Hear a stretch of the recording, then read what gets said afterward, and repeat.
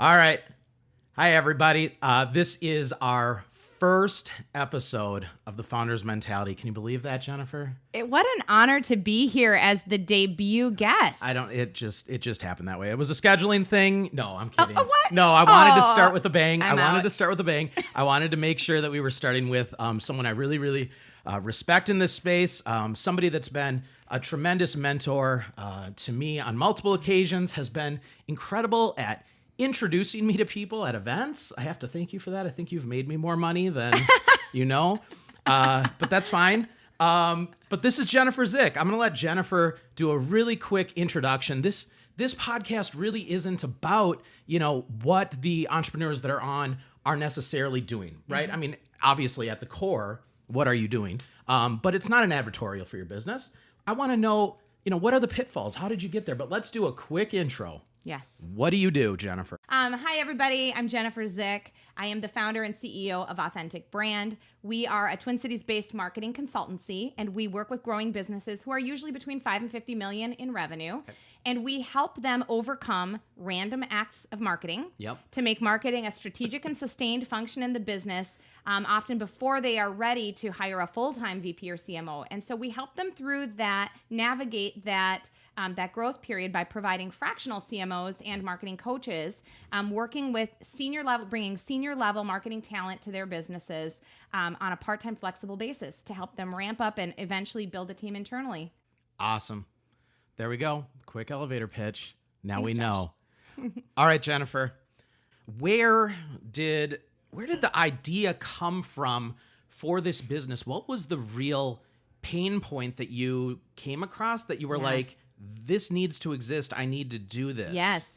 This was based on my own in-house experience. I'll talk a little bit later about kind of where I've been in my career, but I spent a big chunk of time with a local professional services company that we grew from the ground up, from the startup. And through that growth phase, I went from wearing a lot of hats in the business, from the sales role, consulting, project management, creative direction, design, copywriting, whatever needed doing. We were building websites back then, to evolving to being the first ever sales manager in the business, and then the VP of sales and marketing, and then eventually becoming the head of marketing and building a marketing function for that business. And over the course of that growth of that business, between 0 to 25 million, I learned that there is a sticky point. There is a point at which the business has to figure out how to do marketing and do it well.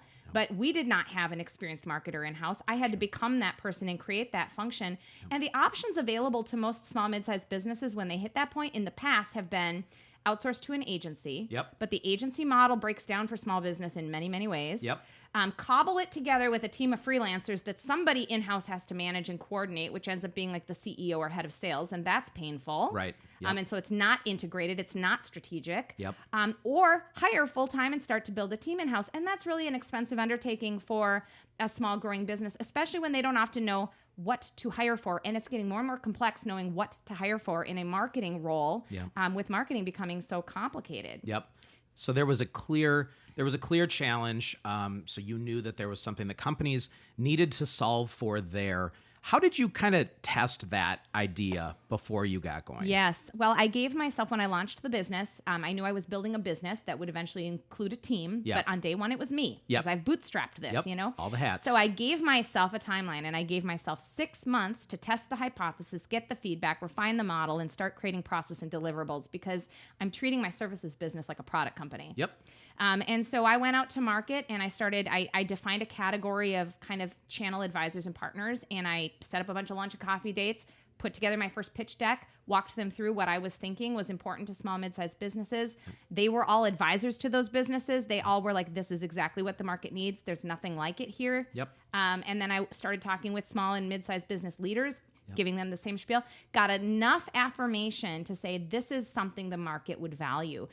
Also learned very quickly, this is something the market doesn't understand. Fractional CMO is not a category the market already understands. This can't be something that people search on a daily basis. They absolutely do not. So business leaders of small companies have gotten pretty accustomed to the idea of outsourced or part-time IT leadership, CFO leadership, HR leadership, Yep. but to think about the revenue engine of the business between sales and marketing ever being like a part-time, a fractional role is new concept. Yep. But it makes a ton of sense, especially in the context of the fact that that senior marketing leadership role usually has a lifespan of 18 to 24 months, Right. or at least in a business that doesn't know how to make it work well. Right. Right. Yep. And given the economic considerations of how businesses operate today, Yep. you know, when the economy is good, the first place businesses invest is in marketing and sales budget. And then Yep. we provide them a ramp up option to grow that function. Okay. When times are tough, which if we look around the corner, you know, economists are predicting is coming at us. Yep. When times are tough, sadly, one of the first roles getting cut in most businesses is the head of marketing. Yeah. Right? Yeah. So we also provide a fallback plan to make sure that your marketing and brand programs do not go off the rails. They still have leadership Yep. on a flexible basis. So everybody that's listening, get used to this. I have a lot of really smart people coming on that are much smarter than me. So if you're like me right now, your head is absolutely spinning because Jennifer just dropped a whole bunch of great wisdom. I'm going to extract the one piece out of what she just said that is easy for everybody to do when they're starting their business or they have an idea for a business. Find your group of advisors that will be honest with you about what you're trying to build. Take their criticism, good and bad. Yes. That is one of the things that you said there that I personally did as well. Made all the difference. It's how we met. Yes, it is. It's how I met all the people that I'm having on this show. But there are so many people that know so many more things than you know. Yes. And if you can extract some pearls of wisdom from them, learn from what they know, it will accelerate Yes. getting you where you're going. Yes, I never want to be the smartest person in the room. Absolutely I not. always want to be surrounded by advisors who are deep in topics and subject matter that I've never touched or don't understand fully. When you decided to do this, number one, owning a business, not for anybody, right? It's stressful. It's a lot of work. What was kind of that trigger that caused you to say, I need to do this. I need to give up the reliability of a paycheck and start my own thing? Yeah, it certainly wasn't the desire to give up the reliable paycheck. That was not the impetus. I confess that I have nurtured a seed of entrepreneurship in my heart for many years. I was the first in my family coming out of a small town in Minnesota to finish college. I didn't have a lot of career guidance, and so I just didn't have a real vision for where I was going professionally. But once I got into my first small startup growth business, I fell in love with it. And had the amazing blessing to be part of the founding team of the company that is now Magnet 360 when we started off in the early 2000s as Reside. So I got an amazing second row seat experience. I wasn't an owner in the business, but I was a founder in the business and got to see what entrepreneurship looked like in action. And when we started that business, we were all in our 20s with no money, no experience, no connections, no big deal. We were just going to make it happen. And we were really fortunate that we did. And we made some good choices and we had some good, happy connections happen along the way. So taking that experience now into starting my business, I went from that role after 13 years in that company to gather a couple other experiences prior to starting my own company, knowing that I would eventually. The best thing that ever happened to me was that I was laid off of my last job. I was working for a Bay Area consultancy. So many people start businesses from you that magical moment. I know, because there's not a convenient time to start. Nope. There is never a time when I could say, I'm raising my 3 kids and now I can afford not to have a paycheck and take a risk and, 2 mortgages and all the things that go with adulting. There is never a convenient time to start. But got laid off, had a 3-month severance, had the opportunity to take a deep breath and say, I could go get a great job again, or I can start this business. And if I don't do it now, I won't. And I don't want to be 10 years down the road looking back, wishing I had and wondering if. Yeah, I mean, the topics of these shows, I don't script anything, right? So I didn't send you any notes. No, I have no idea what I'm walking into. Right, and because I really wanted this to be very organic, much like the first time I ever met you, right? And much like the first time I met the other guests that are going to be on this show. I just want to see where the conversations go. And one thing that I'm hearing right now that, I love, because it was a big thing for me as well, being a founder, you have that control of your destiny, or at least the illusion of the control of your destiny. Yes. And I think that, when people are laid off, that's really when you have that kind of moment in your life where you say, okay, That was horrible. Yes. And that was kind of maybe done to me. I Yes. didn't really have much control over that. I may not have seen that coming because I may not have been a part of those conversations that were happening about revenue tanking, just lost this big client, or maybe they New knew they were going to lose partners, it. different expectations, Exactly. all the things. You can't Yes. control that. Yes. And so wanting to have that control, I think, is something that I hear in a lot of founders and entrepreneurs. I don't think that should be the only reason somebody starts a business. I was just about to say, I would caution against the knee-jerk reaction to a layoff to be to start a business. If you haven't already had in mind that this is what you're called to do, what you're passionate about, and you're ready to make the leap and take the risks. Some of the best advice I ever heard, granted it was months into starting my business, so thankfully I was pretty committed at that point, but I was leading a Startup Week panel a year ago, and Clay Collins from Lead Pages was part of that panel, and we asked, we had a panel of amazing tech founders that had all been great successes, and we asked the question, what advice would they offer to people considering jumping out, taking that leap, starting a business? And Clay's advice was, do not do it unless you cannot not do it. Yep. Beautiful. It's so true. Please don't do this. Yes. Unless you really cannot not do it. And I could not do it. And so it was all in. And the next thing that happened in my life, Josh, after my husband and I finally were like on the same page, this is the time, this is the moment. I was 3 months into starting my business in March. I had committed not to pay myself until November or December because I only wanted to deal with 1 quarter of taxes. Yeah, those are fun. Yep. And then my husband was laid off 3 months into me starting my business. And there is nothing that will test your resilience as a partnership and as an entrepreneur quite like losing plan B fallback. No, absolutely not. And I think, this is something, this show's about you, but real quick aside, I mean, this is where you and I have many similarities. The first business that I ever started was a marketing agency. And 3 months after I quit my job, started that company, I had no clients because in the agency world, you don't take your clients with you. You can't, right? You have to start from scratch. No clients. And my wife sets down a pregnancy stick on my desk and let me know that number 2 was on the way. Oh. And she was soon after that not working because she went through some health issues while she was pregnant. It was very, very stressful time. And I think that just circles right back to exactly what you said. If you're doing something that for any reason other than the fact that you absolutely have to do it, right? Like you can't not do this. Yes. When those challenges come, and they always come in some form, you're going to give up. And then what the heck are you going to do? Yes. Right? Yes, so then it will be a crisis of identity. Absolutely. A crisis of identity. And so in that moment, the moment that my husband got the notice, I remember us standing in our house looking at each other like a massive earthquake had just come through, right? And I said to him, I said, okay, maybe I heard my destiny wrong. Yeah. Maybe I should hang this up before it really takes off and go get a job. I can go get a job. Yep. And he said, no, absolutely not. You are doing exactly what you're meant to be doing right now. And this is all going to work out. And you know what? The gift in that was that I could not allow myself not to pay myself. Yep. And so even though I did have a client at the time and soon after got another client and a few more things, I had to trust and take the next step and take the next step. And the road has really unfurled in front of us in a really beautiful way. Not easy. It took 10 months because my husband's very specialized for him to find that next role. Right. Yeah. Thank God Plan B is back in play now. We're happy about that. All right. That's good.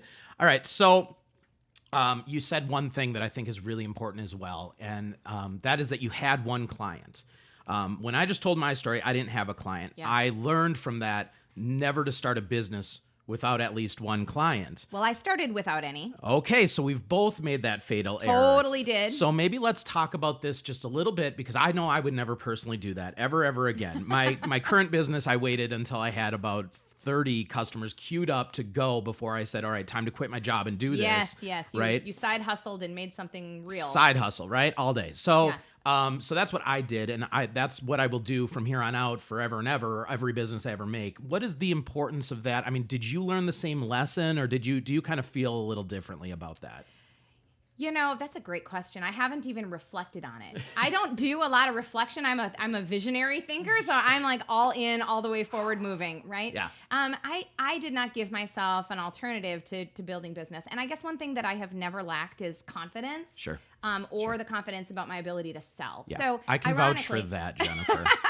Ironically, my business is a marketing consultancy, and I love marketing, and I'm good at marketing, but I'm best in the world at selling. And so, you know, what really made me nervous, though, Josh, was that I had spent about 15 years in this market in the Twin Cities region, originally building a base of connections and relationships that were really, really rich. And then for 4 years, even though I lived here, I was working on global roles outside of this region, traveling a lot. I was not nurturing this relationship network here. Yeah. And so when I made the decision to start a business here regionally, I literally was like, I remember the day sitting in a coffee shop posting to LinkedIn that here's Authentic Brand. I'm out. I'm on my own. This is it. Is anybody going to remember me? And Right. will it happen?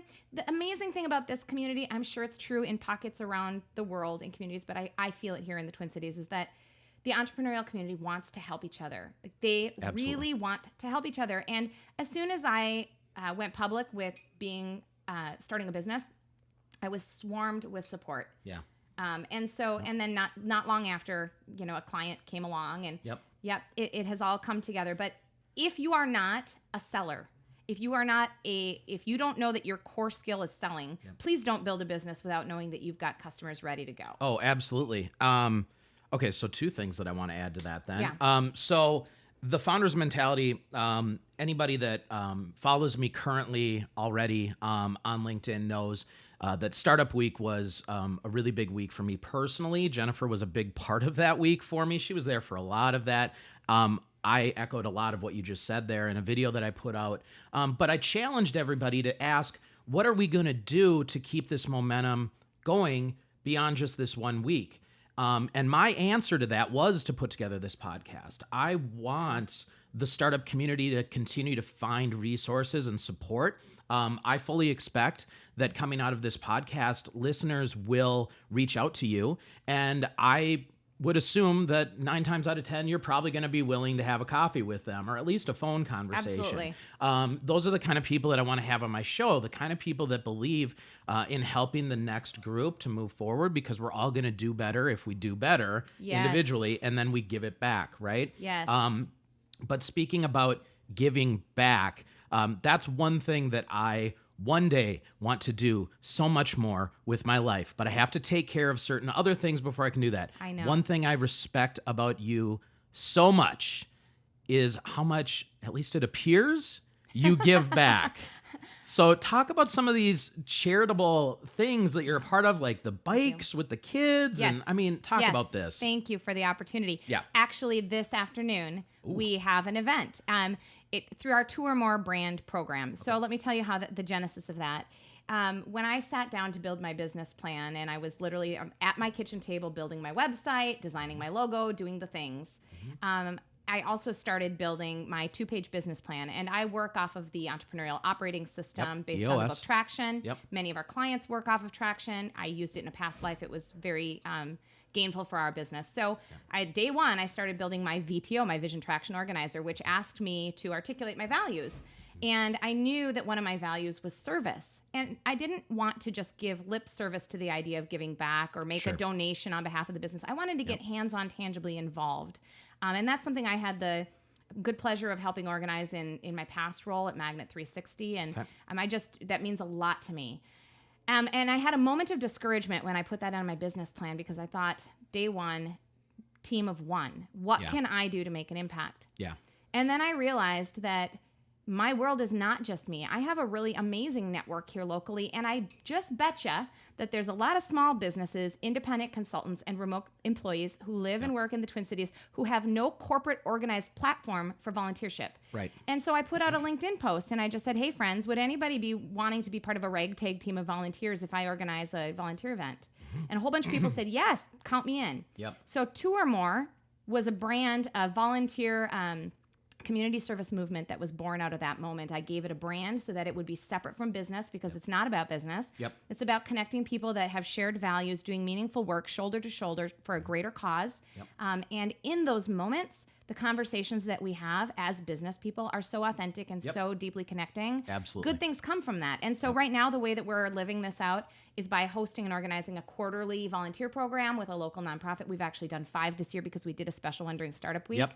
So tonight's event, we're packing food packs for the Sheridan Story that sends groceries home discreetly with kids in their backpacks so they don't have to face food scarcity, particularly over the holiday break. Yeah, no, it's a beautiful thing. And what I would say is that, one thing that I've always believed personally is to just be yourself. And if people don't like you, that's actually it's okay. And maybe this is where the authentic brand name came from, right? But really, truly being who you are and surrounding yourself with other people that are like-minded is going to help your business more than anything. Absolutely. You're going to land the kind of work that you actually want to work with because it's going to be people that you respect and that respect you. Yes. That's a really good thing. And so the stuff that you're doing with your business and with the charitable foundations, all of that work, that's just going to lead to more and better business. So anybody that's listening for advice on,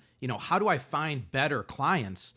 Be yourself. Yes. Put yourself out there. Don't be afraid of who you are because you will attract your tribe, right? Which is why it's so important to live authentically as a leader and as a brand. Yep. If you want to attract the right candidates. And so one of the other, benefits for me as a side benefit to the fact that I run my business on EOS and we borrow some of those methodologies into the way we think about marketing planning, quarterly and annual basis and all of that, is that when you work with other businesses who have used a platform like EOS and have done the hard work of articulating their real values, you are able to look at each other and say, we are a values match or we aren't. And that's okay too. Yep. Walk away if you're not, right? It's everybody's been in those situations, especially in the services industry, where you just try really hard to make it work, right? But at a certain point, you need to understand where you're winning and where you're losing with your clients. Absolutely. Right? You're going to invest 10 times more effort in a losing relationship with a client. You could have been spending that time landing some really incredible clients that really would have worked better for you. Absolutely. No, so I think that that's really great. And clearly, Jennifer is a branding and marketing whiz. If you go to her website after you're done listening to this show and compare the graphics on the site to the dress she's wearing right now. Oh my gosh, you're right. Don't tell me that wasn't intentional. No, oh my gosh, I've owned this dress for far longer than I want to admit. Well, there you go. So you are truly really funny. Living your authentic life and you're being your authentic self. No, that's great. I do love chevrons. Yeah, I do. There you go. Yeah. All right, so I'm keeping these podcasts pretty short and sweet because I don't think that people want to listen for an hour podcast. I think, 20 to 25 minutes is probably the most time we're going to get out of people. And on the treadmill. I mean, double down. Absolutely. Just keep going. Increase the incline a little bit. Just a little bit. We're getting to the tail end. You can do this. So what I really wanted to talk about was hardships. And we touched on it a little bit in the beginning, right? But it is an everyday thing. You will have your insanely great moments in your days. You will have your moments where you say, what the heck am I thinking? I should not be doing this, right? I'm way out of my league. Imposter syndrome sneaks in. It's very real. Right? Let's talk about that a little bit. How do you manage that part of being an entrepreneur?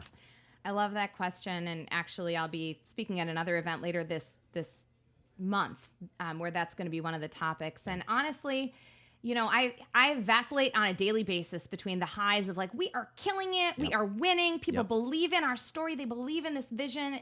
Our clients are happy, and that's all real. And then I remember that I'm just little old me and I don't know what I'm doing. And, I'm not equipped for this job. And any minute they're going to figure out I don't know what I'm talking about. Right. And it's all going to be a huge, huge disaster. What will happen when they all find out? When they all discover that I don't know what I'm talking about. It's going to happen at the same time. All the of whole them. world. All of them. Yeah. All of them. And you know what? This is going to sound stupid, but the thing I tell myself is like, okay, I might not be the smartest person in the world, but people less smart than me have figured this out and made it work. Yep. Like, if they can do it and if everybody else can do it, I can do it, and I don't have to do it alone. I have so many amazing friends who are further down the journey than I am in entrepreneurship and leadership that are always happy to pick up a phone, have a coffee, have a lunch. I have just so many trusted advisors that I'm so grateful for, and they remind me, they are my cheerleaders, that we're doing all the right things. And it's also amazingly helpful when my bookkeeper accountant is like, you're killing it. I'm like, thank you, because, this is startup, and the numbers aren't as big as when I was in enterprise yet. That's the one person you want to hear you're killing it from, yes, right? and your banker. Yeah. Is your banker, your accountant. Yep. Yeah. Yep. So thank you for your business. Thank you. This is amazing. Please don't leave us, when whatever you do. The accountant's like, we never have to worry about you. I'm like, well, don't say never. That's just inviting tragedy. Don't jinx this. Yes, that's right. Yeah. So no, I remind myself, like, okay, you're not really alone, and you're not the dumbest person. Yep. Yep. No, it's true. You're not alone, especially like you were saying earlier, in Minnesota, in this community. It's a very strong community. We really do want to see each other succeed, right? Yes. I've been looking for ways to bring you business. You've been looking for ways to bring me business. We're looking for ways to use your solution, which we love. We just signed you up. I know. We just went through training. Really we good. Can't wait. Yeah. So, this is all really, really fun stuff. So, look, coming out of this, I hope that everybody found value in this, because I find a tremendous amount of value in you and in your friendship, in our friendship. I think that you're a brilliant business mind. I think you have a brilliant marketing mind. I do think you're a better salesperson than me, and pretty much anyone I've met in Minnesota. But it's been awesome having you on the show. Is there anything additional that you were thinking about on your drive over here that you were like, boy, I really hope Josh goes down this road. I really want to talk about this. You covered the things that are the nearest and dearest to my heart, which is the struggle is real. This community is amazing in support. Don't go into entrepreneurship with any ideal, lofty idea of what it's going to feel like. I mean, the last thing I guess that I would say, and I don't mean this to be discouraging, this is the reality. Like, I signed up for this knowing it was going to stretch me. I had no idea how much that would feel like being strapped to the rack some days, like stretched beyond, to the point of pain. But I really am every single day so grateful for what I'm learning and what this journey is teaching me and how it is building muscle in areas I didn't even know I needed, right? Yeah. So this is not a journey for the faint of heart, but when you've made the plunge, you are going to be met with, especially if your intentions are genuine and you're out to also help, you're going to be met with so much tremendous support. Yeah. So you're not alone in this. Also, just another plug for Two or More. Yeah. Any of you listening within reach or within a flight are welcome to join us anytime. It's a wide open invitation. Yeah. So if you want to be part of what we're doing on the give back piece, whether or not we'll ever work together professionally, visit our website and our community page and sign up. We would love to invite and include you. Okay, what is that web address one more time? It is authenticbrand, all one word, .com. Okay. Beautiful. All right, Jennifer, thank you so much for being on. Thanks, Josh. Driving out here in this mini blizzard we're having. That's typical. All the way to downtown Minneapolis. Should probably say thanks to WeWork for the amazing space. Thank you, WeWork. It looks so beautiful. We're doing what we love. Yeah. We're there you go. Every day. We're it looks like we're in a fishbowl. Either those people are behind us or we are. But regardless, it's been a lot of fun. So thank you very much. Cheers. Thanks. Bye.